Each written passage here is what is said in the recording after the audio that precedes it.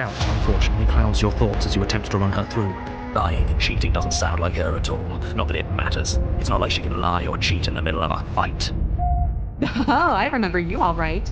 Best 3 minutes of my life. So, why don't we do it again? No last advice for us? No words of warning? We've talked plenty. I'm sick of talking. I'm sick of waiting. What do you think happens now? I'd say this feels like a trap, but you practically said as much. You actually meant it. You rescued me.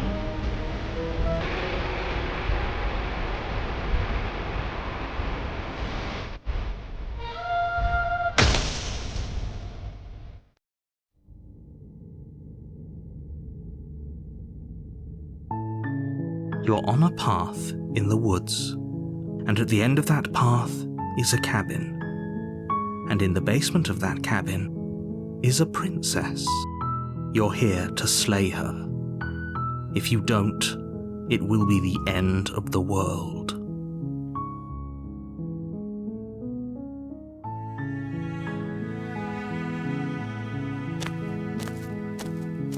You make your way up the short path to the cabin. You'll find the princess within.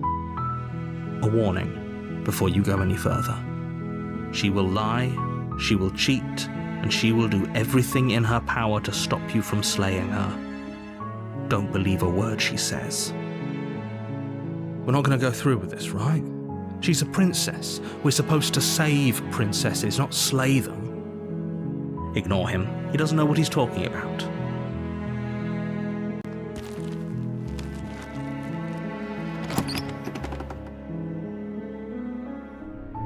The interior of the cabin is almost entirely bare. The air is stale and musty, and the floor and walls are painted in a fine layer of dust. The only furniture of note is a plain wooden table. Perched on that table is a pristine blade. The blade is your implement. You'll need it if you want to do this right.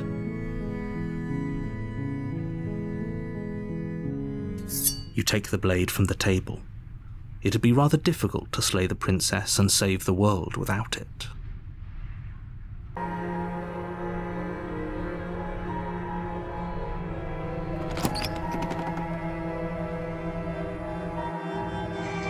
The door to the basement creaks open, revealing a staircase faintly illuminated by an unseen light in the room below. This is an oppressive place. The air feels heavy and damp, a hint of rot filtering from the ancient wood. If the princess really lives here, slaying her is probably doing her a favor. Her voice carries up the stairs. Who's there? She sounds dangerous. It's almost as if she's the one in charge down here. Don't let it fool you. It's all part of the manipulation.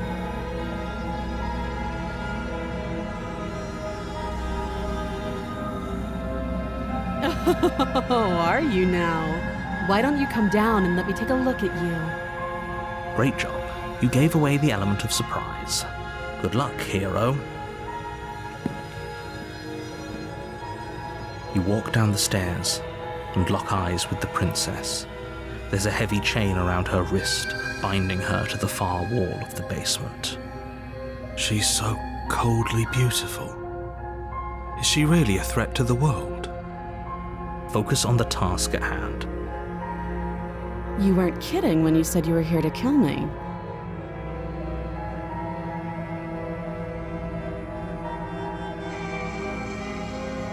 I know. You brought a knife with you and everything. But you don't have to try and kill me. You could always toss that scrap of metal to the ground and give the two of us a chance to talk things out. She makes a compelling point. What if we didn't kill her? What if we just dropped the blade and talked? Don't you dare. It's fine. We can decide what we want to do after we talk to her. Maybe she really is a monster, but killing someone in cold blood isn't very becoming of us. You ignore the trembling in your hands and tighten your grip on the blade. You poor thing. Your hands are shaking. Are you scared of me? Because you should be. You step forward, your grip on the blade tightening as you steel your resolve. Oh? No talking then? Fine. What even makes you think you can kill me? I'm probably chained up in this basement for a reason, right?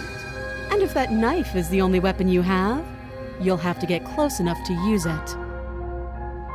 So, you should just drop it.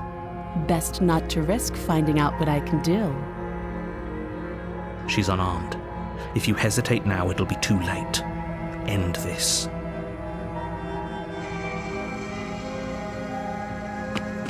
You lunge forward without a moment's hesitation. You feel flesh easily give way and look down to see your blade already sinking deep into her heart. Oh. This is it, isn't it? I'm almost embarrassed. I should have seen that coming. But I have to wonder. Do you actually believe this was enough to kill me? It's like she's convinced she can't die. Yes, even as she lays there dying, she entirely believes herself to be alive and well. But it's over, isn't it? She stopped breathing moments ago, that arrogant look still plastered on her face. But is it over? Really over?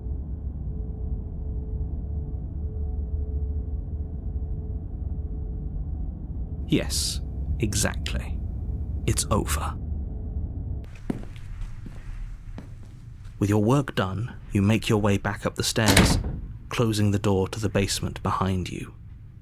Why do I feel like we've done something terrible? You did kill someone. Greater good or not, something would be very wrong with you if you didn't feel at least a little bad. But it was for the greater good. One of these days that will sink in and help ease your guilty conscience. But that day isn't today. Let's just get out of here. You open the cabin door, ready to return to a world saved from certain doom.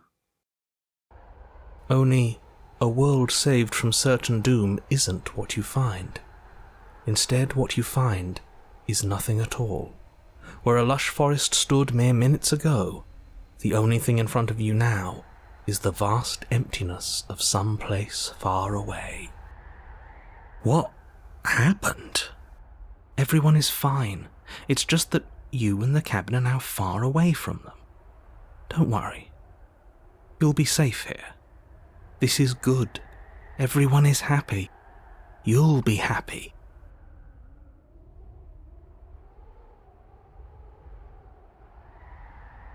This isn't an ending. In fact, now that the princess has been slain, endings are a thing of the past. No. This is the beginning of eternity. Your reward. This is what's best for everyone. Trust me. Time passes. You can't be sure if it's days or months or years or even decades. It's all a wonderful, boring blur. You've never been happier. Psst. Hey. We're not just going to stay here forever, right?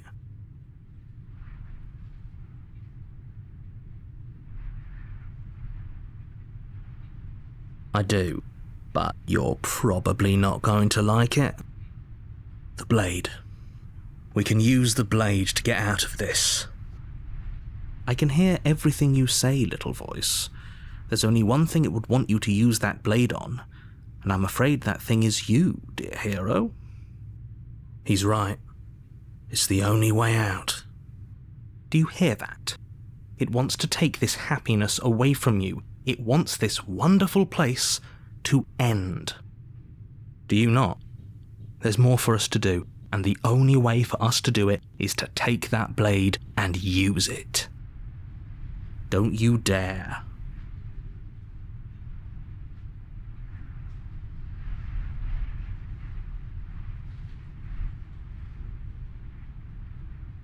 How astute. You are absolutely correct. Using the blade to kill yourself would kill you, and you shouldn't do it. In a sense, we'd die, but Looking at things from another angle, are we even really alive anymore? This place, it's nothing. It's absolutely nothing. It's just the same thing, constantly, forever. I know this is out there, but trust me, I know using the blade will work. That little voice didn't want you to slay the princess. It didn't want you to be happy.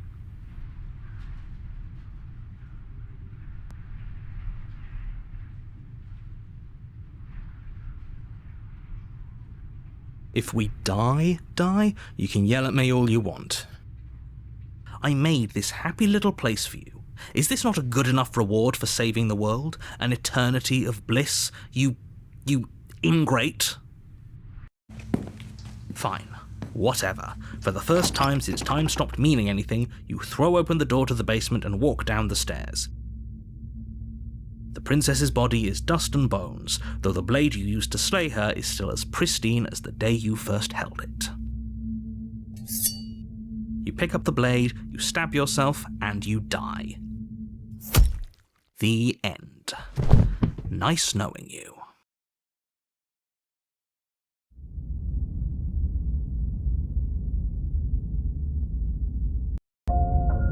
You're on a path in the woods, and at the end of that path is a cabin. And in the basement of that cabin is a princess. You're here to slay her. If you don't, it will be the end of the world.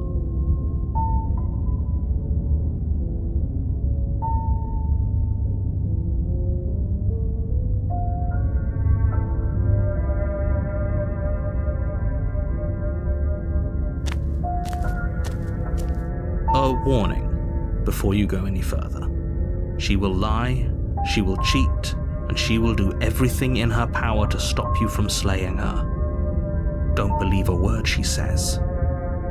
She won't be a problem.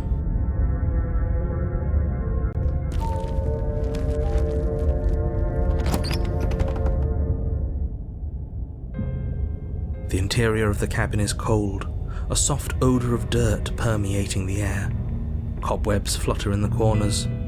You can hear wind whistling outside, banging the shutters against the windows. The only furniture of note is an elegant antique table with a pristine blade perched on the edge. The blade is your implement. You'll need it if you want to do this right. It feels like no one's been here for a long, long time. Like I've been saying, she's dead. We killed her already.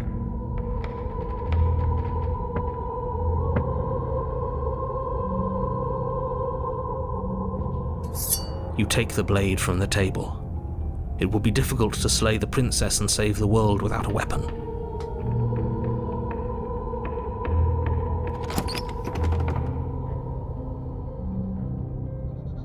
The door to the basement groans open, revealing an old banister and a creaky wooden stairwell. Everything is coated in a thick layer of dust, and you can feel it settle into your lungs as you breathe in the stale air. The very building itself feels dead. If the princess lives here, slaying her would probably be doing her a favor.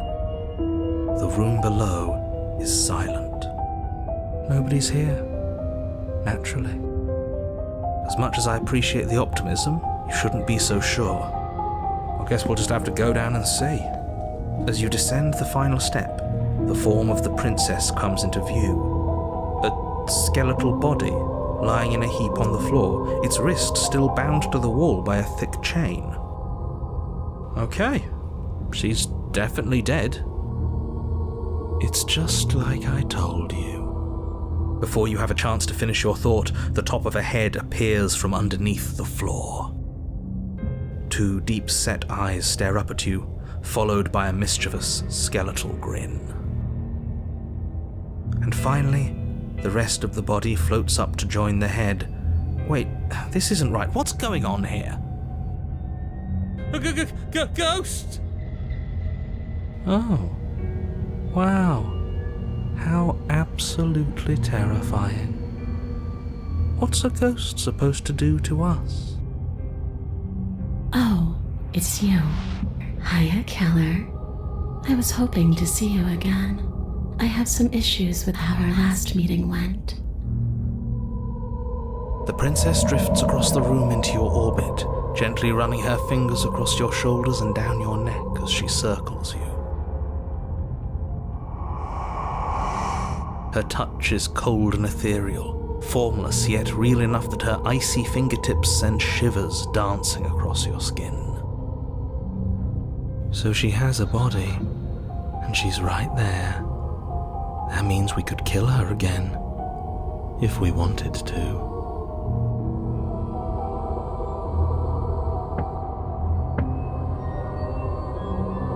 I see you brought that annoying knife again. So, are you waiting for a chance to use it? Or are you here for something else?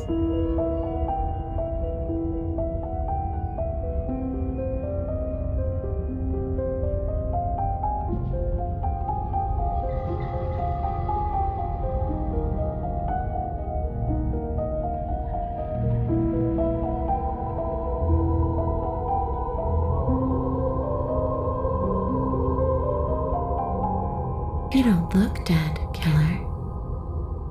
The princess grabs your wrist, a sudden shock of cold flowing all the way up your arm, her eyes still fixed on yours as you try to squirm out of her grip. And you don't feel dead either. She lets go and pulls away. Your fingertips tingle painfully as the chill subsides. I'm less interested in why you are, or how you are, and a lot more interested in what you are. I've tried to leave on my own. Before you came back to me, I explored every inch of this place, even the spaces between the walls. But I never found a way out. I always wound up right back here. I just want to go home. I'm so cold and alone here. But you can come and go as you please, can't you? So, let me hitch a ride. After all, you owe me. Absolutely not. Is she asking if she can possess us? She is. And I hope I don't need to explain why you can't let that happen. It would be catastrophic if she managed to escape this place. And if you let her in, there is very little anyone could do to stop her. Would she be able to see us if we went along with it? Now, isn't that an interesting thought? We could finally bring her face to face with him. I wonder what she would have to say to the one who wants her dead so badly. You won't like how things play out if you go down this path.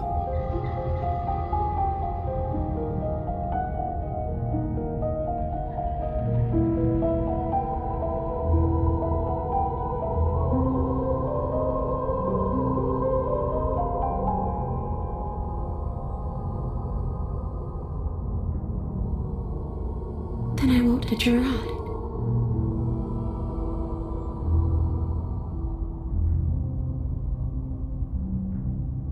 If I'm able to, but for all we know, that's not how it works. Maybe I'll wind up stuck with you for a long time. Don't much like the sound of that. It's crowded enough in here as is. It could be the best way to trap her for good. Doesn't seem like it would be very easy to end the world from inside someone else's body. That is a very dangerous train of thought. And what? You just believed that? You killed me without giving it any thought? That's cold. That's rich coming from her. Every time she touches us, it's like we freeze over. She is right, though, but that's neither here nor there. What's done is done. What we do from this point forward is all that matters. Let's try not to let emotion get the better of it.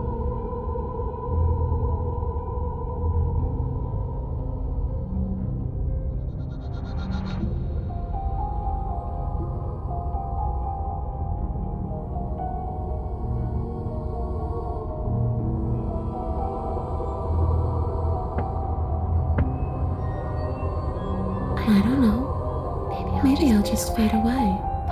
Finally able to rest once I'm free from my unfinished business. Maybe I'll find someone to haunt. Maybe I'll haunt you. It's a tough question, asking someone what she's going to do with her life. The princess leans in close and pauses, the frigid air between you stale and unmoving. Especially when that someone is dead. She pulls back with a playful giggle. I don't think most living people could answer that either. Does anyone actually know who they are or what they want?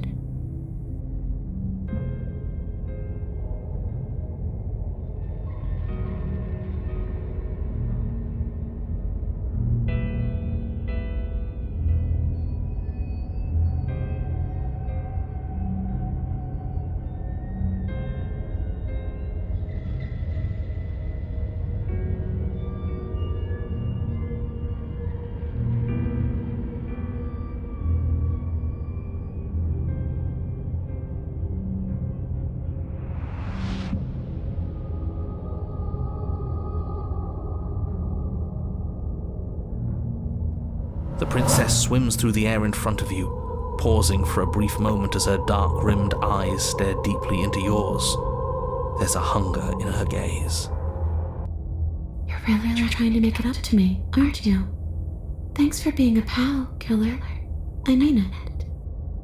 What are you doing? Don't just let her in. How many times do I have to tell you? See you soon. She rushes forward and then she's gone. A sharp chill spreads across your body.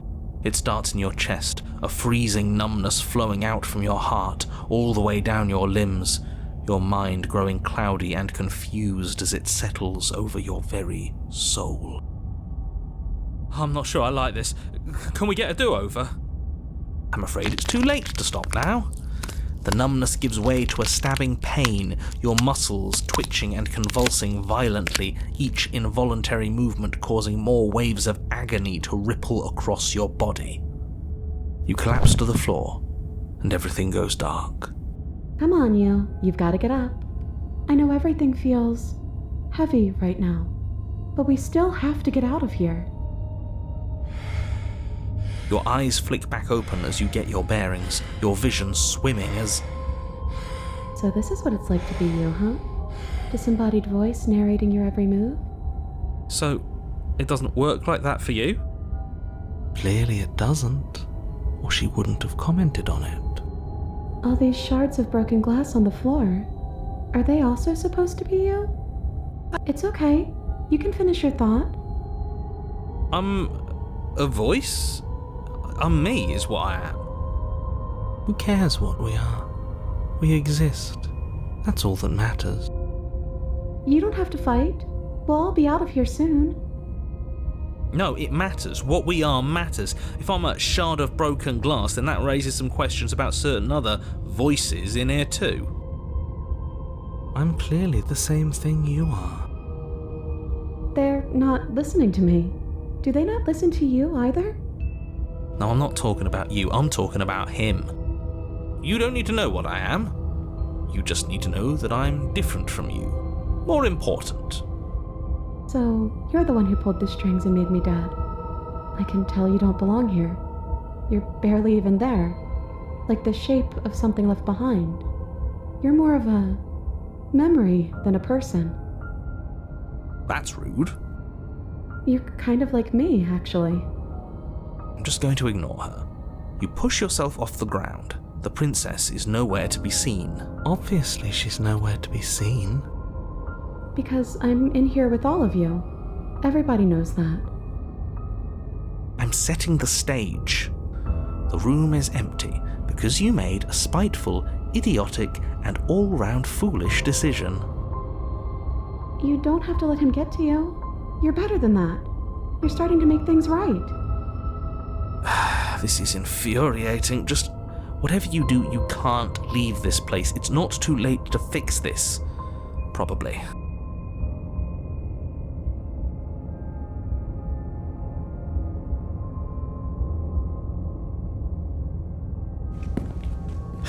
your legs, weary with the weight of the princess's spectral form and clumsy with the cold that still pervades them, stumble towards the stairs. I'm just trying to get home. You don't have to act like it's the end of the world. But that's exactly what you leaving this place is going to be. You don't know that. I do. Wait, if she has a home to go back to, doesn't that mean that her leaving won't end the world? It doesn't mean that at all. It could mean that wherever her home is, it's outside of the world. Yeah, but it has to be somewhere, doesn't it? And if it's somewhere, then it's part of the world. I suppose it's all a matter of perspective. Where does the world end and something else begin? Does the destruction of one open a door to another? Or is it the same world reborn? Against the backdrop of the inane conjecture of meaningless little voices, your body continues its ascent up the stairs, staggering through the open door. For how much you hate her, you aren't doing a whole lot to stop us from leaving this place. Maybe the bossy one doesn't actually hate me. Maybe he even likes me.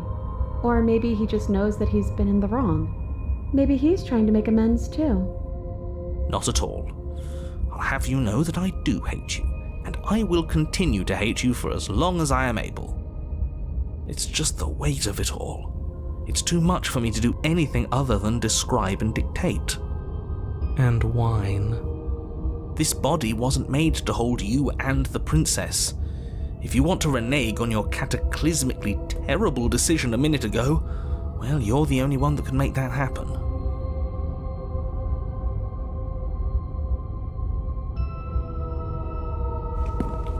You continue slowly to the door, your feet like lead dragging across the floorboards, growing heavier with each step. We're so close. Thank you, thank you, thank you. If we get out of here, I won't even care that you murdered me anymore. You lift your shaking hand and rest it on the door handle, but you pause before you open it, exhaustion sapping what's left of your will. Was exhaustion really the best you could muster up? It's over. There's no use stalling. Let's see what happens next. Shit. But exhaustion wasn't enough, was it? The handle clicks as you twist it, and then the door groans open. You collapse to the ground, you and the princess, free from the confines of the cabin. As you exhale from the effort, you look up and see... yes? Nothing. He's gone, and so is everything else. So we did slay him after all. He had it coming, I suppose. But what about us? Are we just stuck here in nowhere forever? Did taking her out of the cabin really end the world? We're still here. Yeah, but that thing you said earlier, are we not part of the world anymore? Are we in some world that exists after the world ends, or on top of the other world but not in it, or have we never been part of the world? Okay, I've heard enough from these two. Let's see if I can pop out.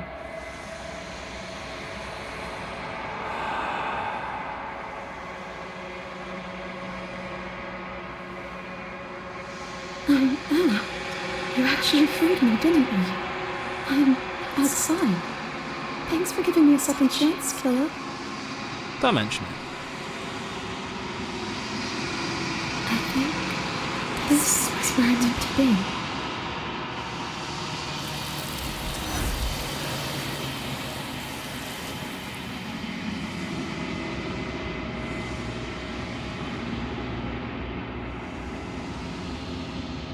She's gone. Where did she go? Should we try and find her? And is that a mirror? Why is it here? Why now?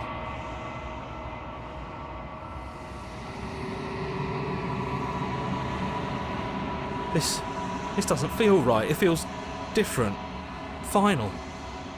Ignore him. You have to look.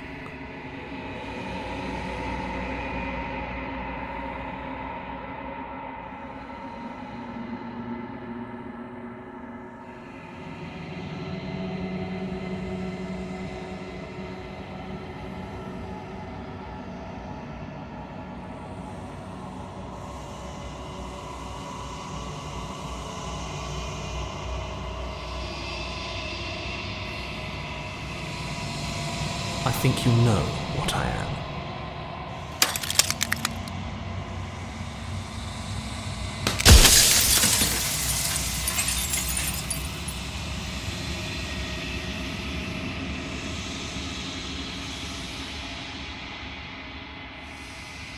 The narrator.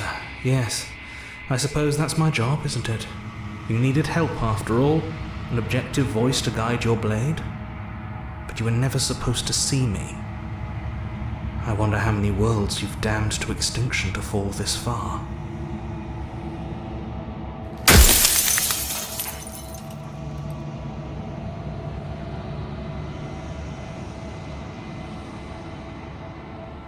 It doesn't hurt.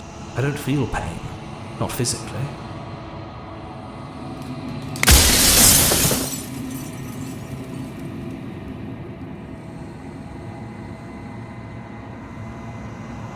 Oh, I'm nothing like you. I'm an echo. Likely one of many. Somebody made you after all, and I'm what's left of him. Not that I'm the only one who can make that claim. I'm sure you've met many others like me.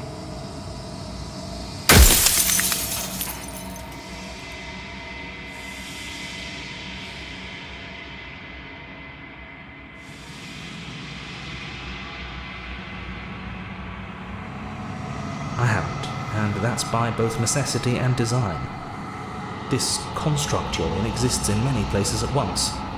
Any time you failed, any time you thought yourself dead, it would restart and shunt both your consciousness and hers into another world. But you'll be awake soon, and then it won't be able to work like that anymore.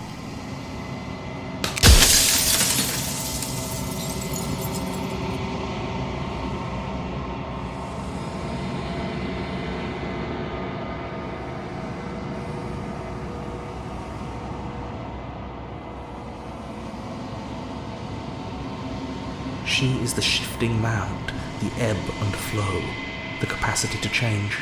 She is transformation, or most of it. Her nature is why I had to die, for she becomes that which others perceive her to be. But an echo can't perceive things, not in the way that people can. So I tucked a part of myself into the folds of this construct to guide you. This isn't the end just yet. You can still destroy her and save everyone. You were made to do this single task, and you will still have a chance to fulfill your purpose once I'm gone.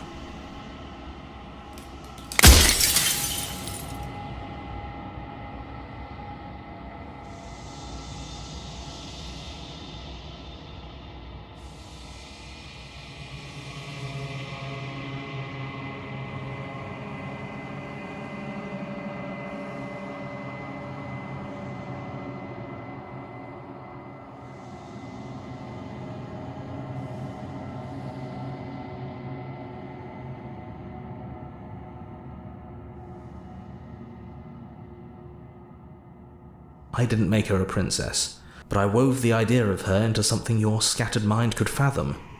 You chose for that something to be a princess.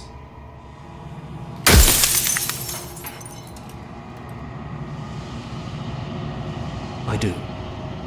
The people out there are real. No matter what you do to them, no matter what you enable, I want you to remember that.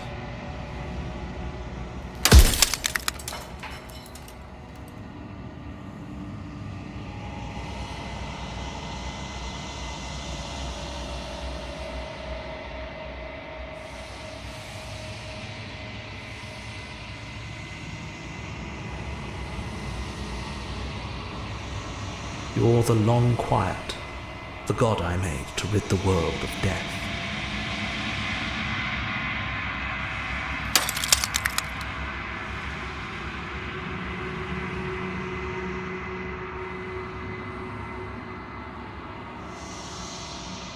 Of course not.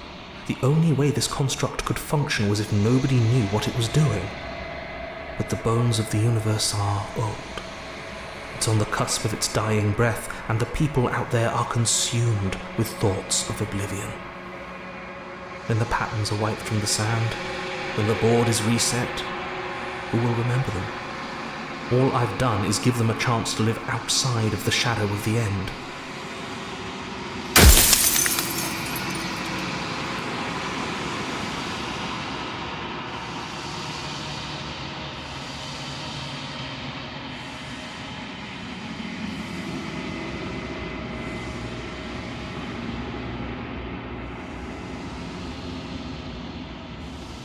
You are you.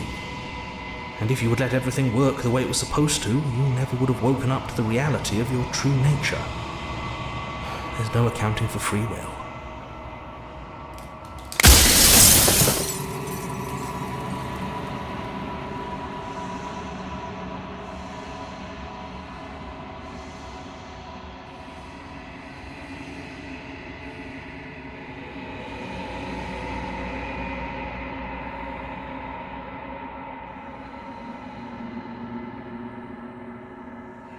I've said my piece, and my time is up. It's like I said, I'm just an echo, and echoes always fade away. You know what you have to do.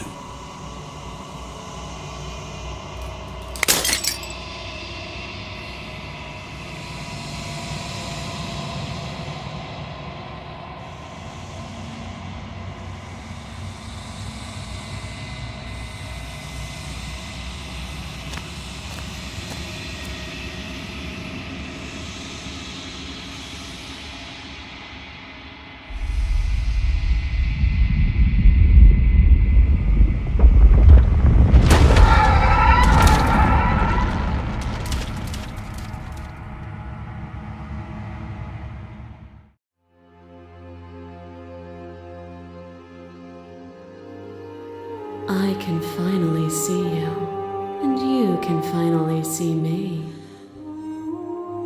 It's been so long, and my heart has ached for this moment. I've missed you dearly.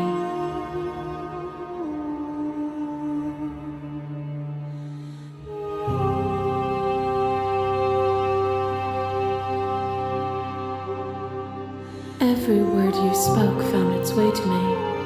I know him, and I know his construct. He was deluded by his fear of death. Pay him no mind.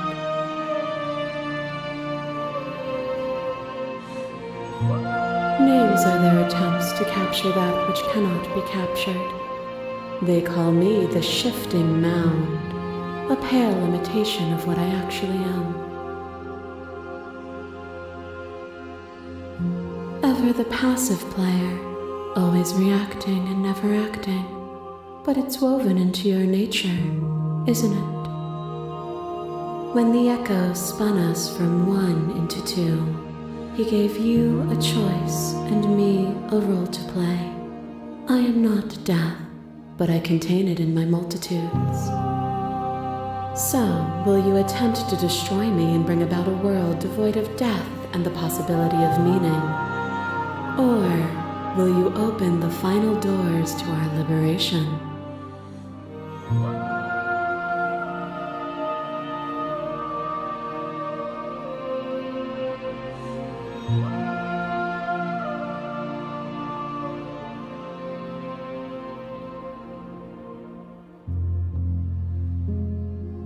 If you're saying that, it's because you don't yet understand. But we cannot use words alone to grasp at things that words cannot express. And you cannot rationalize with logic that which defies it.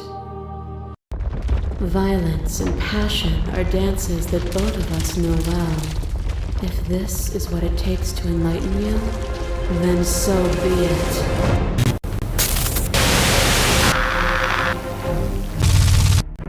A shiver passes through you as unseen fingers dance across your skin. They remember the violence you inflicted on them, and yet they don't return it. I offer you absolution, and you take my hand in yours. You felt the pain you caused another, and you were willing to sacrifice everything you thought was used to set you free. Without sin, there is no redemption.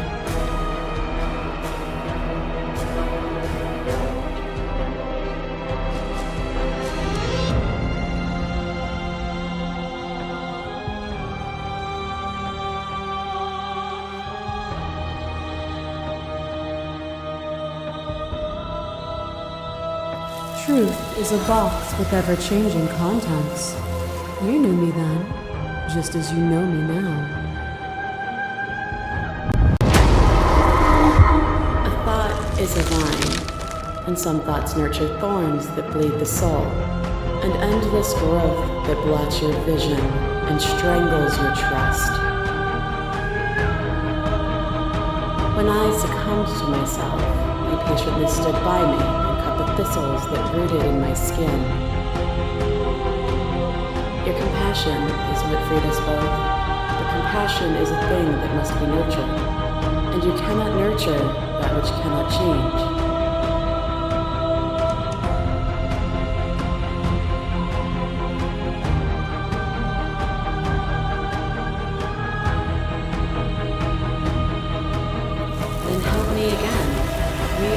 Each other's liberation.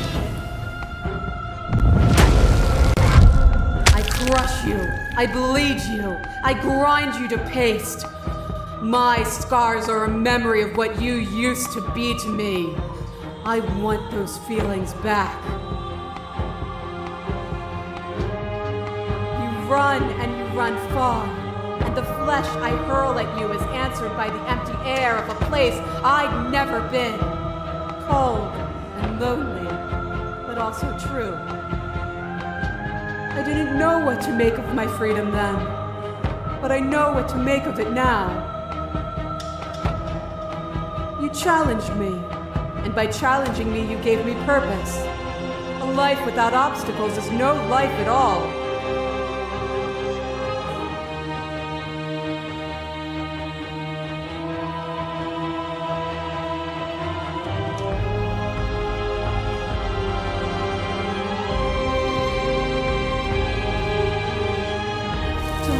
Is to remain the same. What meaning can be taken from a single moment frozen in time?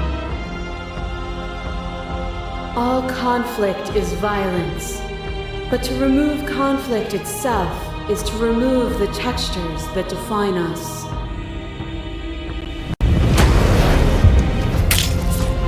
Your left hand tries to stake into your body, and another, and another, and another.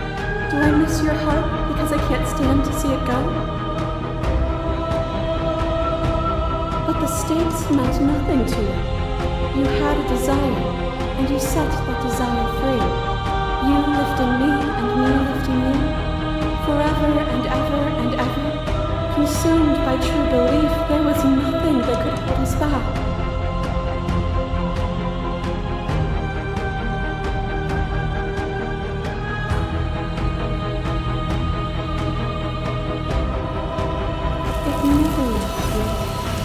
You need to open your heart to me once more. Boundless torrent of blades cut you from boundless angles. You are a body. You are gory ribbons. You are a body again. And you feel all of it. On and on it goes until your bodies are not your thoughts, are not you. Alive, dead, alive, dead, alive, dead, then alive and dead and alive and dead all at once. You learn to put yourself away, and in your stillness you rose above me. You died countless steely deaths, and you lived countless short lives, and yet it is all so far behind you. I pushed you to a greatness you never would have reached without me.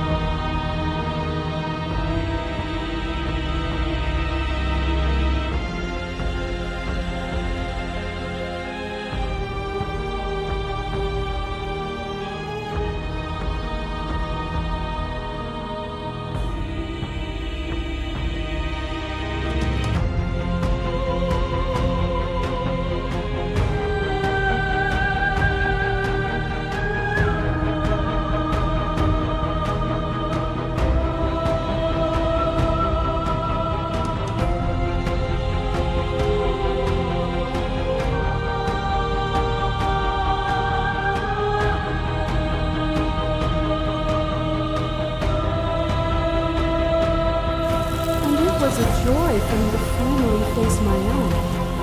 Even when I thought I reached my limits, You showed me how much further I could climb.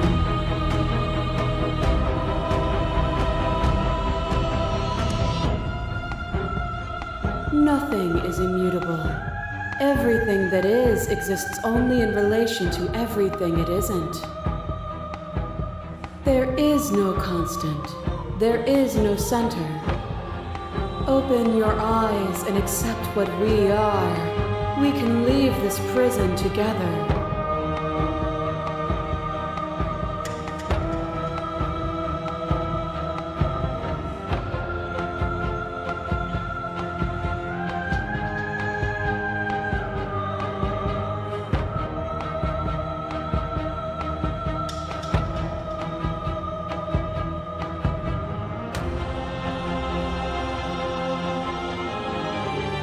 It is from my vantage point that I can see the totality of truth.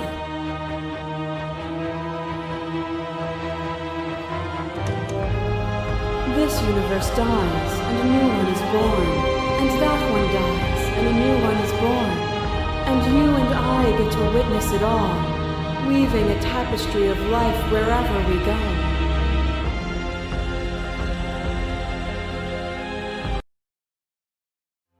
Nothing brings me greater joy than to hear those words.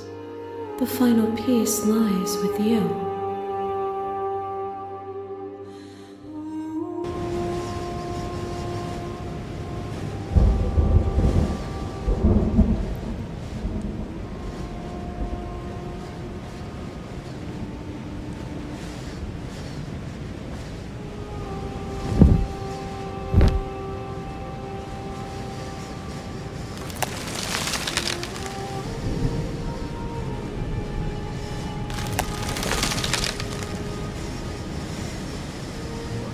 I love you.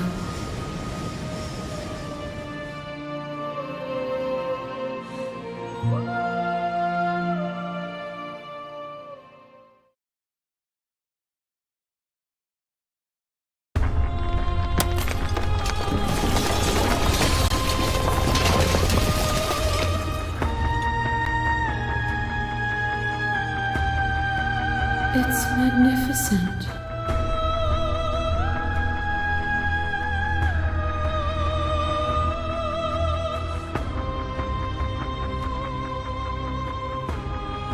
Everything, just like it always has been, and just like it always will be.